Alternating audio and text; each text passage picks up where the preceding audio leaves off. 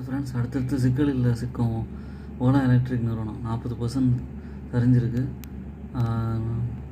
இது லீடிங் கம்பெனியாக இருந்து கடைசியில் வந்து பார்த்திங்கன்னா தீ விபத்து போன்ற ப்ராப்ளங்கள்னால வந்து மக்கள்கிட்ட வந்து நம்பிக்கையை வந்து இழந்துருச்சு.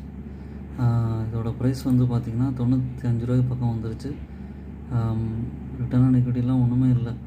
இது வந்து ஒரு 141 ரூபா பக்கத்தில் இருந்தது, நல்லா இறங்கி போயிடுச்சு.